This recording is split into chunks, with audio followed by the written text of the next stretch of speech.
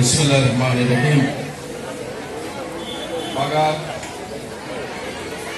উচ্চ বিদ্যালয়ের বার্ষিক ক্রীড়া এবং সাংস্কৃতিক অনুষ্ঠানের আজকের এই পুরস্কার বিতরণ সভার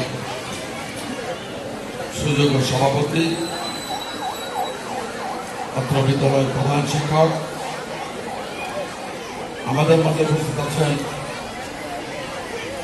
বিশেষ অতিথি হিসাবে মধুখালী পৌর বিএনপির সুযোগ্য সভাপতি, আন্দোলন সংগ্রামের লড়াকু সৈনিক, বারবার কারণ নির্যাতিত আমাদের মধুখালী ইউনিয়নের বারবার নির্বাচিত চেয়ারম্যান শাহাবুদ্দিন আহমেদ সতেজ, বিশেষ অতিথি হিসেবে উপস্থিত আছেন আপনাদের এলাকার কৃতি সন্তান, আমার স্নেহবাদী সাবেক চেয়ারম্যান, মধুখালী উপজেলা বিএনপির senior vice president Abdur Rahim Fakir, বিশেষ অতিথি হিসেবে উপস্থিত আছেন ফরিদপুর জেলা যুব দলের senior vice president Abdul Ali Moni, আমাদের মাঝে উপস্থিত আছেন বাগার ইউনিয়ন বিএনপির সাধারণ সম্পাদক মিস্টার ঝন্টু, আমাদের অত্র বিদ্যালয়ের ম্যানেজিং কমিটির সাবেক এবং বর্তমান সদস্যবৃন্দ, আমার স্নেহভাজন ভাগিনা প্রফেসর দেবু, অত্র বিদ্যালয়ের শিক্ষক শিক্ষিকাবৃন্দ, অভিভাবকবৃন্দ, ছাত্র ছাত্রীবৃন্দ, ইলেকট্রনিক এবং প্রিন্টিং মিডিয়া ভাইরা, এলাকার অনেক মুরব্বীরা এসেছেন, আসছেন মনে হয়। আসসালামু আলাইকুম। হিন্দু ভাই বোনদের জন্য আদাব এবং নমস্কার। বক্তব্য শুনছেন আপনারা। স্পোর্টস প্রোগ্রামে বা কালচারাল প্রোগ্রামে বক্তব্য বেশি সময় দেওয়া ঠিক না। বক্তব্য মানুষ শুনতেও চায় না। এখানে তারা আসে, খেলাধুলা কালচারাল প্রোগ্রাম হবে, কম্পিটিশন হবে, পুরস্কার বিতরণ হবে, সেটাকে এনজয় করার জন্য। আমরা রাজনীতি করি, আমাদেরকে দাওয়াত দেওয়া হয়েছে, বক্তব্য রাখার সুযোগ দেওয়া হয়েছে, তাই দুটি কথা আমরা বলার সুযোগ পেয়েছি, দুটি কথা বলতে চাই।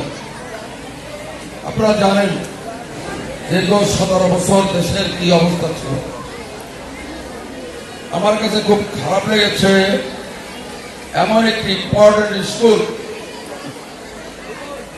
এই খুলনা ঢাকা হাইওয়ের পাশে, সেই স্কুলটাকে শুধুমাত্র রাজনৈতিক সমর্থনের কারণে অবহেলা ভিতর ফেলে রাখা হয়েছে।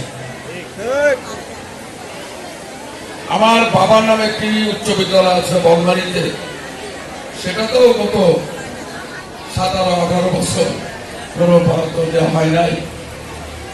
আমি জেলা প্রশাসককে বলেছি, মধুখালী ইউনুস সাহেবকে বলবো, বলমারী ইউনুস সাহেবকে বলেছি, যেসব স্কুলে ইন্টেনশনালি প্রয়োজন থাকা সত্ত্বেও ডেভেলপমেন্ট থেকে ডিপ্রাইভ করা হয়েছে, বঞ্চিত করা হয়েছে, নির্বাচন হবে ডিসেম্বর মাসে, তার আগেই এই বছরের যে নতুন প্রজেক্ট শুরু হবে, সেই প্রজেক্টের ভিতর প্রথম এই বাগার স্কুলের নাম যাবে। বিদ্যালয় ভবন হবে। জমির যে সমস্যা আমি শুনলাম, ইনশাআল্লাহ ওটারও সমাধান করার দায়িত্ব আমি নিচ্ছি, ওটাও সমাধান করব। কোনো দুঃখ গ্রাম ওখানে হবে না, ওখানে বিদ্যালয় ভবন হবে এবং বিদ্যালয় ভবনের জন্য যা যা করা লাগে আমরা সেটা করব। এই বিদ্যালয়টির দায়িত্ব আমি পার্সোনালি নিতে চাই। এখানে যা যা প্রোগ্রাম আছে সমস্ত প্রোগ্রাম আমি এবং আমার দল এটা সলভ করবেন ইনশাআল্লাহ। বন্ধুরা আমার, আমাদের নেত্রী দেশ নেত্রী বেগম খালেদা জিয়া এই দেশের শিক্ষা ব্যবস্থার উন্নয়নের জন্য যে শুভ সূচনা করেছিলেন সেটাকে বিগত স্বৈরাচারী সরকার ধ্বংস করে দিয়েছে। কোথাও পড়ালেখার কোনো সুযোগ ছিল না, কোথাও কোনো কম্পিটিশন ছিল না। তারা শুধুমাত্র দলীয় বিবেচনায় একটি কোটা নামক একটা ভুয়া পদ্ধতি আবিষ্কার করে দলীয় ছেলে মেয়েদেরকে চাকরি প্রদান করার একটা সুযোগ সৃষ্টি করতে চেয়েছিল বা করেছিল। গত জুলাই বিপ্লবে সেই কুচেষ্টা ছাত্র জনতা ধ্বংস করে দিয়েছে। আমি এই বিদ্যালয়ের শিক্ষক শিক্ষিকা এবং যেসব ছেলে মেয়েরা পড়ে তাদের অভিভাবকদেরকে বলতে চাই, বিগত দিনে যে শিক্ষা ব্যবস্থা ধ্বংস করার ব্যবস্থা নেওয়া হয়েছিল, পড়ালেখা না করে ইভেন পরীক্ষা না দিয়েও জিপিএ 5 পাওয়ার ব্যবস্থা করা হয়েছিল, সেটি আর চলবে না। ছেলে মেয়েদেরকে পড়ালেখা করতে হবে। শিক্ষক শিক্ষিকাদেরকে বলবো, আপনাদের চাকরিগত ক্ষেত্রে যে সমস্যা আছে, ইনশাআল্লাহ বিএনপি সরকার ক্ষমতায় আসবে, আপনাদের শিক্ষকদের সমস্যা এবং পুলিশের সমস্যা সর্বপ্রথম সমাধান করা হবে। শিক্ষক তার চাউলের চিন্তা করতে হবে না, তার বাড়ি ভাড়ার চিন্তা করতে হবে না। শিক্ষকের পেটের চিন্তা করবে সরকার, আর শিক্ষক চিন্তা করবে দেশে কিভাবে মেধাবী ছাত্র ছাত্রী তৈরি করা যায়। শিক্ষক যদি এক্ষেত্রে কোনো অবহেলা করে, শিক্ষককে খুব কুইকলি ফায়ার করা হবে। অনুরূপ ভাবে পুলিশ, এই দেশের পুলিশ যেভাবে এই দেশের মানুষের জনজীবনকে ধ্বংস করেছে, মানুষের নির্ভয়ে নির্বিঘ্নে নিশ্চিন্তে বেঁচে থাকার ক্ষেত্রে অন্তরায় সৃষ্টি করেছে, সেই পুলিশকে আইনের আওতায় এনে, বিচারের আওতায় এনে পুলিশকে শিক্ষকদের মতো সুযোগ সুবিধা ব্যাপকভাবে দিতে হবে। পুলিশ যেন তার নিজের কর্ম করা ছাড়া অন্যের পকেটের দিকে তাকাতে ব্যস্ত না থাকে। পুলিশকে তার দায়িত্ব 100% পালন করতে হবে। পুলিশের দায়িত্ব হবে এই দেশের মানুষের জানমালের নিরাপত্তা বিধান করা।